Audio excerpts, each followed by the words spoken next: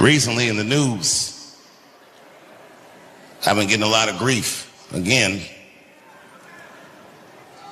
because I did a comedy festival in Saudi Arabia. And you hear those cheers? That's black people.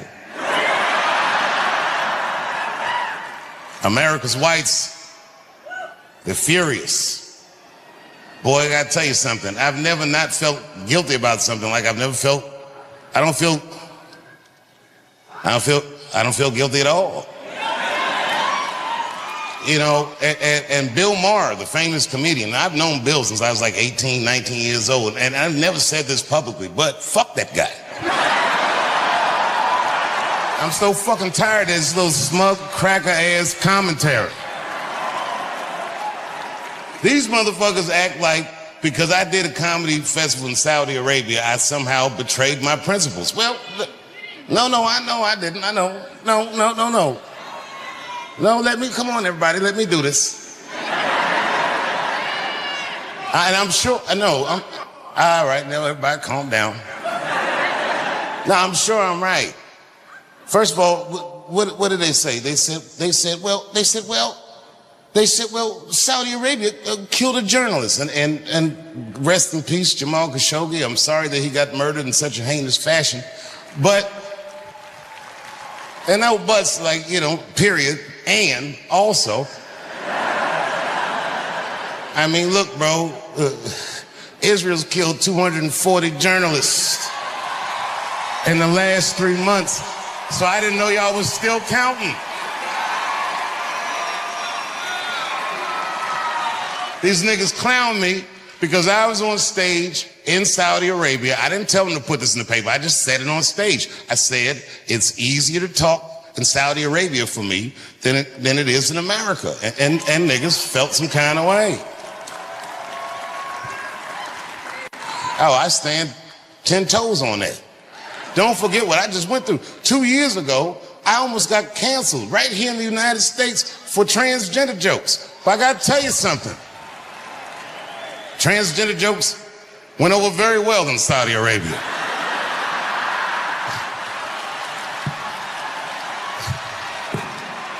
Them niggas couldn't get enough of that shit. I was in the pocket, nigga. I was like, where have you been?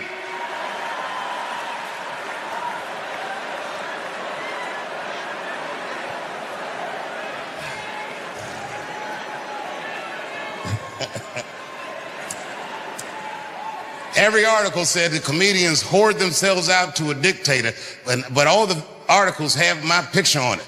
And you know what? I can't even get mad, because, you know, to be fair, I did make more money than all of those comedians. I don't even work at Netflix no more, nigga. You know what my new job is? I sit by the phone and wait for them Arabs to call me. Can I help you guys? What do you need?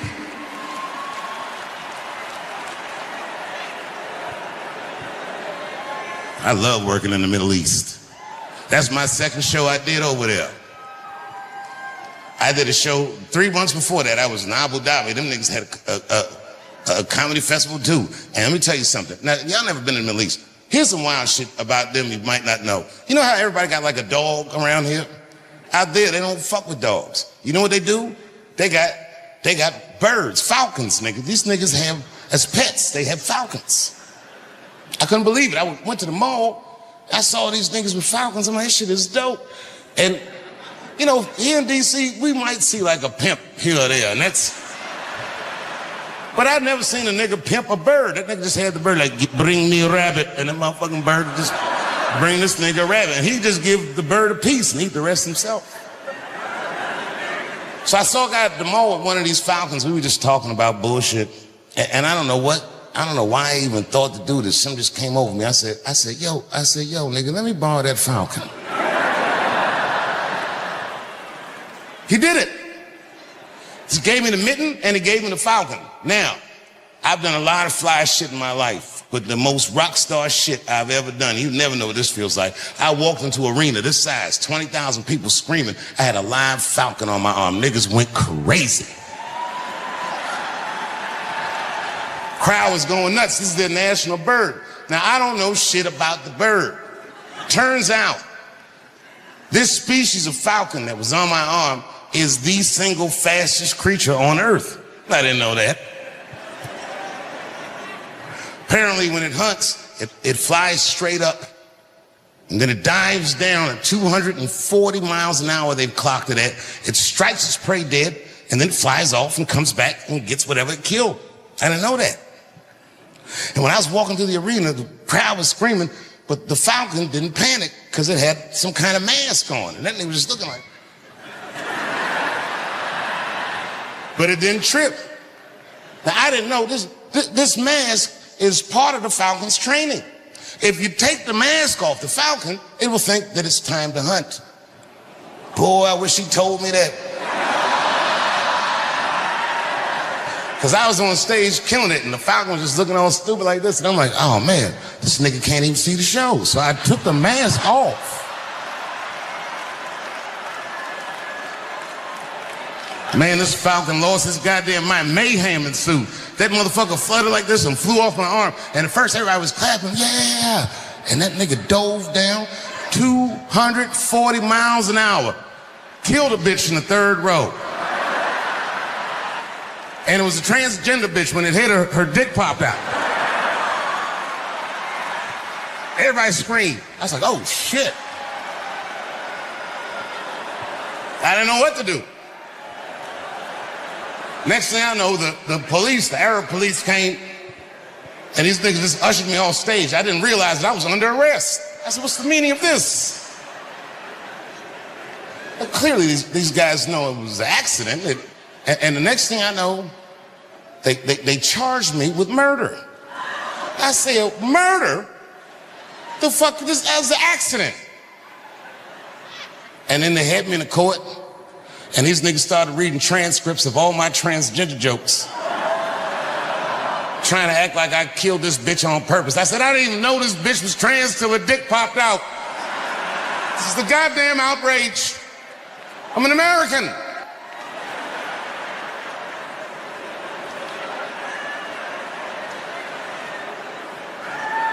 I still didn't think I was gonna get in trouble, but at the end of the case, this is the only word in the whole trial I understood. That nigga said, guilty. I said, what?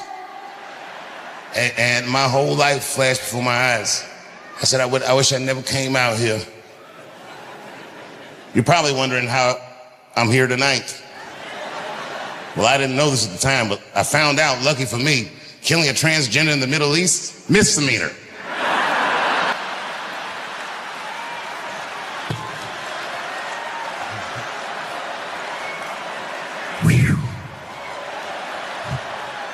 Yeah, it's way easier to talk in Saudi Arabia.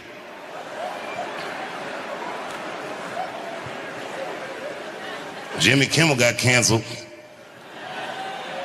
Let me tell you something, too. Not only did they cancel Jimmy Kimmel, this guy Carr that runs the FCC had the nerve to say that Kimmel, if he wanted to get back on television, I don't know if Carr said this or somebody said this, they said this nigga has to pay Charlie Kirk's Turning Point USA Foundation money to get back on. Now think about that. No, think about it. Elon Musk bought the election for Trump because the Supreme Court said that money was free speech. So you can spend your money however you want to speak. But if they make this nigga pay some money for some shit he doesn't believe in, well then they're compelling him to say something that he does not mean.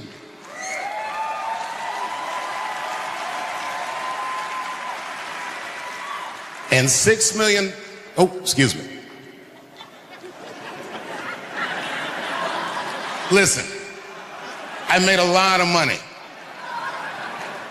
but I'll take money from Saudi Arabia any day just so I can say no over here. It feels good to be free. And I know that the people in Saudi Arabia can't say all the things that I was allowed to say, but a deal's a deal, and the king said that I could say these things. So I looked at it like I was on a diplomatic mission. I gotta bring pussy jokes to the Middle East, because they got all that pussy over there and they can't even talk about it. I said, I'll do it.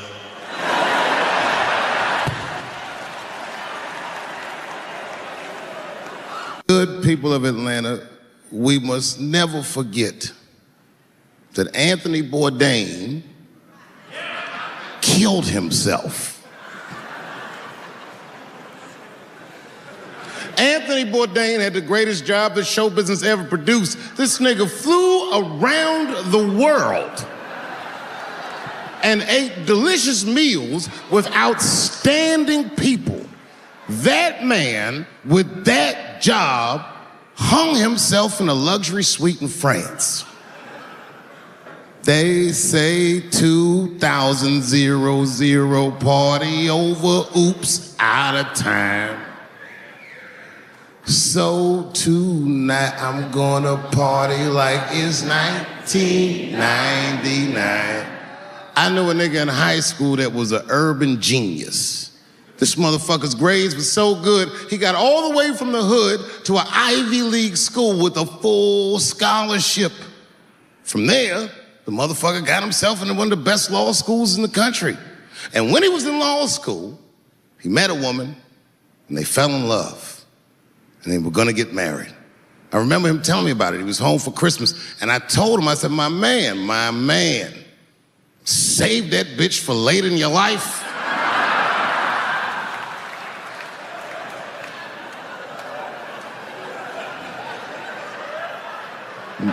But he's in love. He didn't listen to me. He married her while he was in law school. And sadly, they got divorced while he was in law school. He was a street nigga from the hood. This man had nothing. And that bitch took half of that. And then I just never saw him again for years. And then 2 years ago, I was home in DC doing some shopping, trying to buy my sons some socks at Foot Locker. I go to Foot Locker, guess who's the manager? That nigga. Dressed like a referee, the whole shit. This motherfucker is 45 years old. We went out drinking that night just trying to catch up, and he told me, he said he's been living with his mother for like 10 years, just trying to get back on his feet. But that's not the point of the story. The point of the story is, never occurred to this nigga to kill himself. He's alive and well in DC.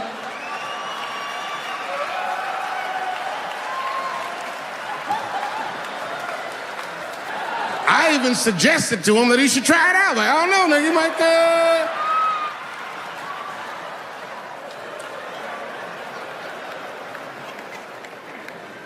Nobody's life is perfect. No matter what it looks like from the outside, you don't know what the fuck's going on inside. I have a great life, but it's not a perfect life. But it's good. My shit's like an above ground pool. You ever seen one of them? Yeah, it's a pool.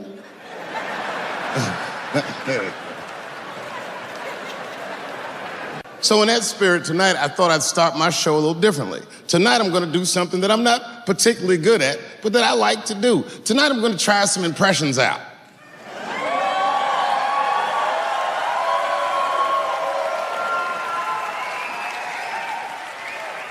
I only got 2. All right, the first impression is kind of dumb, but I like it. This is my impression. You ready? This is my impression of the founding fathers of America when the Constitution was being written. You ready? Here it goes. Hurry up and finish that Constitution, nigger. I'm trying to get some sleep.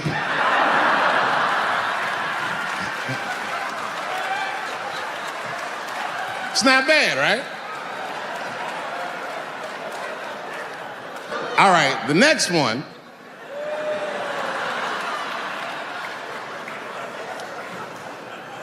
The next one's a little harder. I want to see if you can guess who it is I'm doing an impression of. All right, let me get into character. You gotta guess who it is, though. Okay, here it goes.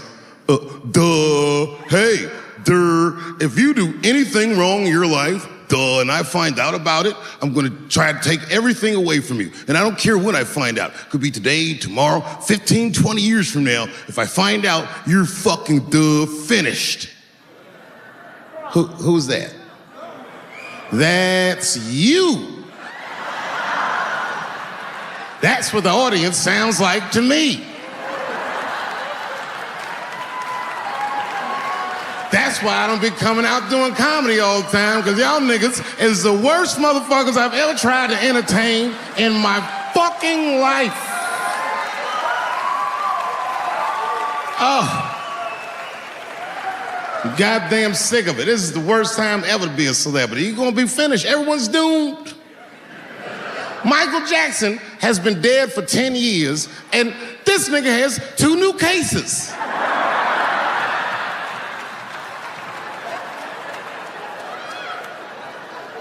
And if you haven't watched that documentary, then I'm begging you, don't watch it. It's fucking gross. I felt like HBO was sticking baby dicks in my ears for 4 hours straight. Really nasty shit. I don't want to know all these things. Turns out, Michael Jackson allegedly likes a long gander at the anus. So they said he stares at people's buttholes. That's what they said. That's how gross the documentary was.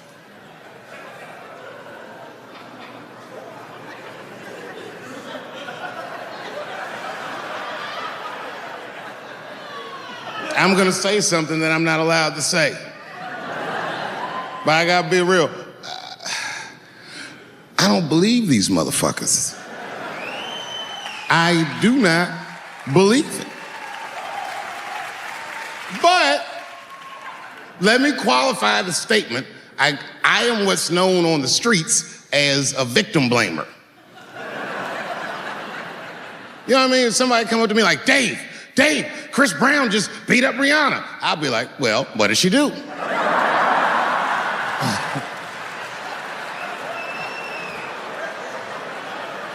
Dave, Michael Jackson was molesting children. Well, what were those kids wearing at the time?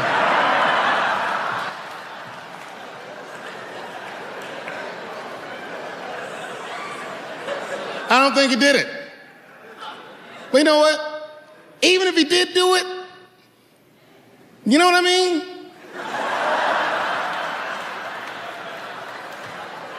You know what I mean? I mean, it's Michael Jackson. I know more than half the people in this room have been molested in their lives.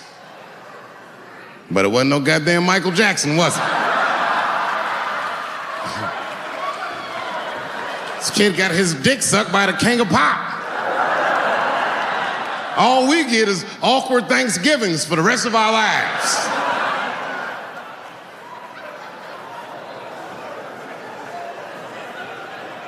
You know how good it must have felt to go to school the next day after that shit? Hey, Billy, how was the weekend? How was my weekend? Michael Jackson sucked my dick.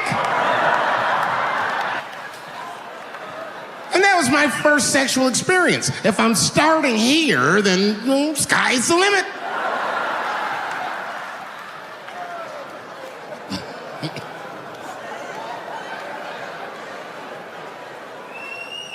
I know it seems harsh, but man, somebody's got to teach these kids. There's no such thing as a free trip to Hawaii. He's gonna want to look at your butthole or something.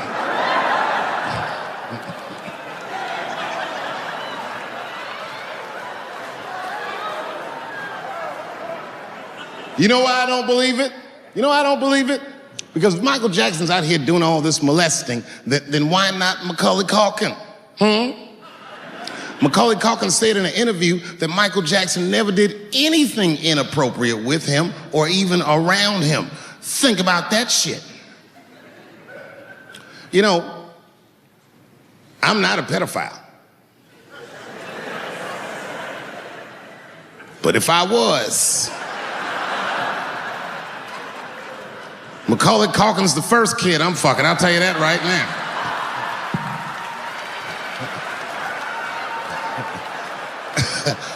I'd be a goddamn hero. Hey, that guy over there fucks a kid from Home Alone. And you know how hard he is to catch.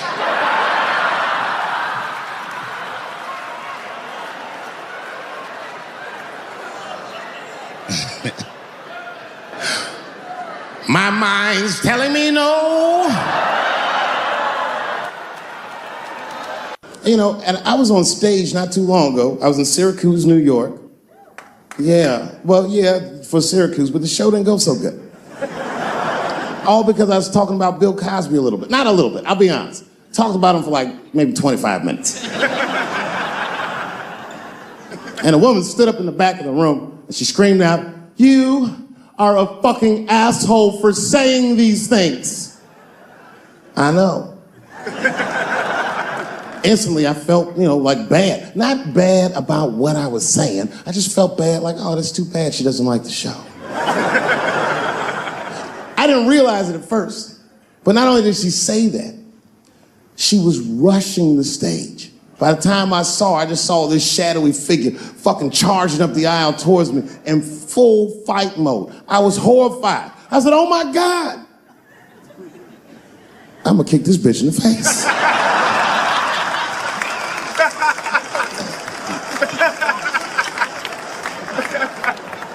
Lucky for me, I didn't have to. Security tackled her, but it was a really fucking horrifying scene. A scuffle ensued, and then, finally, she screamed out to me, "Women suffer." I said, I know. And ladies, I need you to know that I know. I need you to know, seriously, there's a lot of men in this room that identify themselves as feminists. I would include myself in that. Don't ever forget, we all have mothers and daughters and sisters and wives, and we want to see all these women do well and not be held back by their gender. There's a lot of men like that in this room. There's a lot of men like that in the world, or as we are known on the streets, bitch-ass niggas.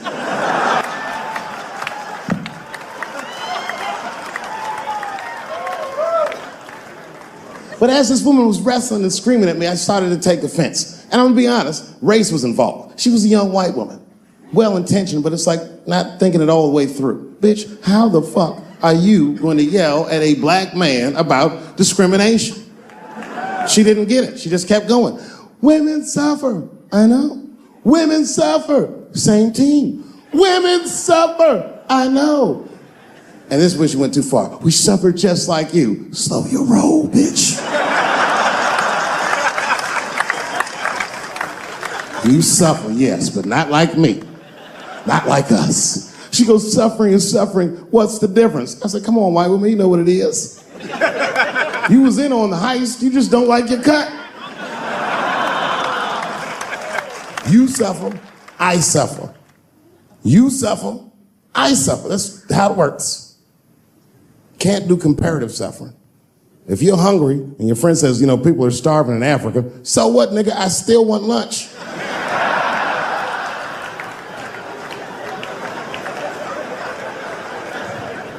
Black people know about comparative suffering, and you know this is a fucking dead-end game. Blacks and Jews do that shit to each other all the time. You ever played Who'd Suffer More with a Jewish person? It's a tough game. Whenever you think you got the Jewish guy on the ropes, that motherfucker will be like, well, don't forget about Egypt. Egypt? God damn, nigga, I didn't know he was going all the way back to Egypt.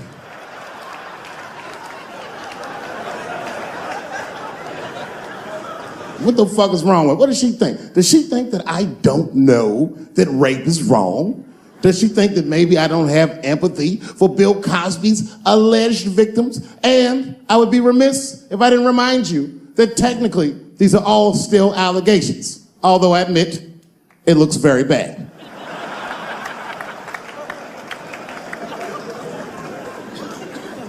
But perhaps, if she looked at it correctly, she would have empathy for me, the man she was attacking.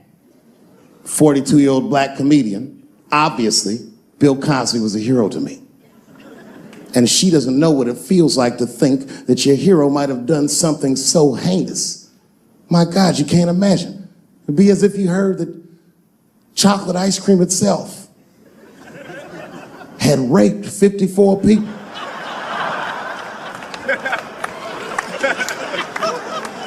You'd say to yourself, oh man, but I like chocolate ice cream. I don't want it to rape.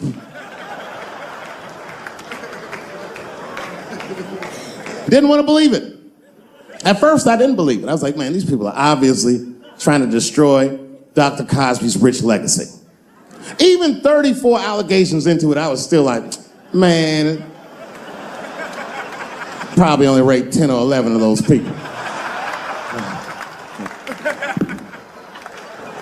I know, but it's really tough. You know, you guys are young, so imagine if you found out 40 years from now that Kevin Hart raped 54 people. You'd be like, oh. The only one that would believe that would be Cat Williams. He'd be like, I knew that motherfucker was up to something. I knew Kevin raped something. That's fuck. You know, I was mad at Kevin too, though. You know why? You know why? Okay, first of all, I didn't even know Kevin was as successful as he was. I found that shit out the hard way. I was at home and my son busted and he said, Dad, I need $250. He's only 12 years old, so I freaked out. What's going on, nigga? Somebody trying to kill you?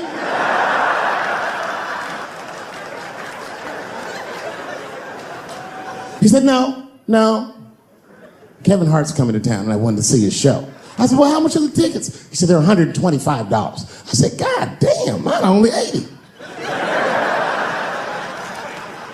I said, well, why do you need $250 then? He goes, because I want to go with you, Dad, please. And there it is.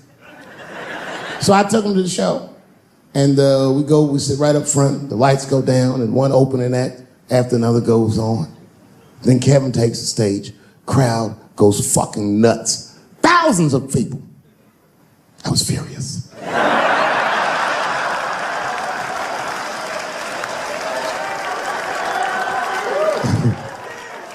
The longer the show went on, the madder I got. Because his show was fucking outstanding. It was maddening. These people were fucking holding their stomachs. My son was slapping his knee. I'm like, yeah, nigga, I do this too.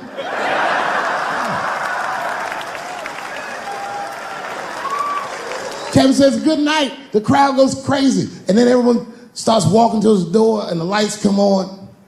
And then my son is just standing there looking at an empty stage. People are pushing past me and nobody's recognizing me. I'm like, man, this place fucking sucks. I said, come on, son, let's get out of here. And then my son looks back at me and he says, Dad, please, I have to meet him. I was like, oh my God. So I took him backstage. I've known Kevin for years, but can you believe I was scared to knock on his dressing room door? I almost said, I said, son, I haven't seen him for a long time, but and one of Kevin's goons opened the door. Hey, what's up, Dave Chappelle? What you doing, man? It's good to see you, brother. What you doing in this area? This is a terrible area. Yeah, actually, I live around here. Listen,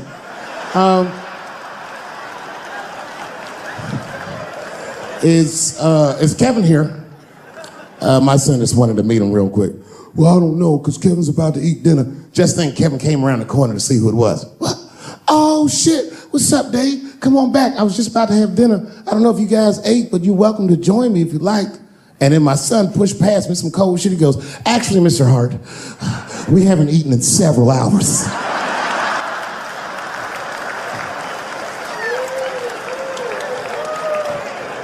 Man, Kevin took us into his back room. This guy had a fucking spread. It was Tuesday night. This motherfucker was having Sunday dinner. It was steaks, chops, corn with butter all over it. My son was eating all fast, embarrassed me. I was like, slow down, son.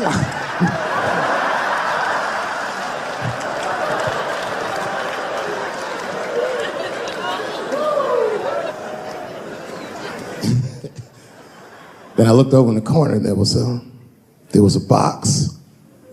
Custom-made jerseys for the local team. Each one was hand-stitched, and on the back they stitched on the K Hart on all of them. Kevin saw me staring at that box, and he went over and grabbed one of them jerseys, and he walked right to my son. He said, hey, little man, I want you to have this. And my son was like, thanks, Mr. Hart. This is when I got mad. He goes, if your father ever makes you mad, put that on. And he walked out there.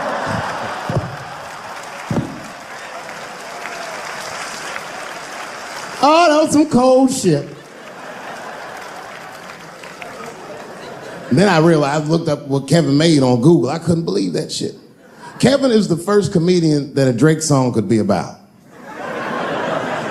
Kevin could walk around his house and sing All Me, and the whole song would still be true. Got everything, I got everything. I cannot complain, I could die. I don't even know how much I really made. I forgot, it's a lot. Fuck that, never mind what I got. And his wife be like, Kevin, come to bed. He'd be like, ho, shut the fuck up. I got way too much.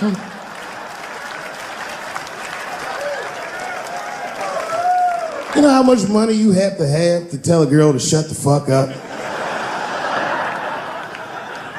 I have quiet please money at best. I'd have to take a loan out for shut the fuck up.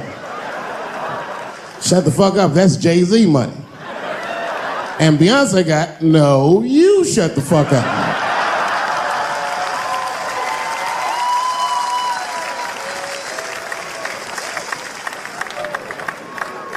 Let's not forget, I've never met Bill Cosby, so I'm not defending him. But let's just remember that he has a valuable legacy that I can't just throw away.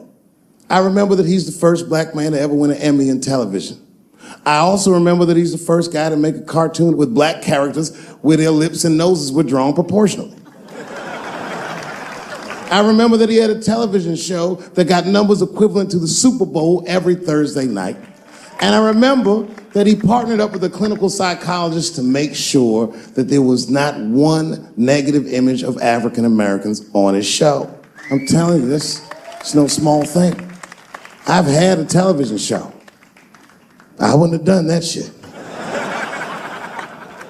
Gave tens of millions of dollars to African American institutions of higher learning, and is directly responsible for thousands of black kids going to college, not just the ones he raped.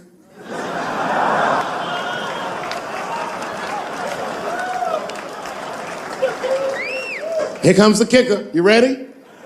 Here's the fact that I heard but haven't confirmed. I heard that when Martin Luther King stood on the steps of the Lincoln Memorial and said he had a dream, he was speaking into a PA system that Bill Cosby paid for. Do you understand what I'm saying? The point is this. He rapes, but he saves. And he saves more than he rapes, but he probably does rape.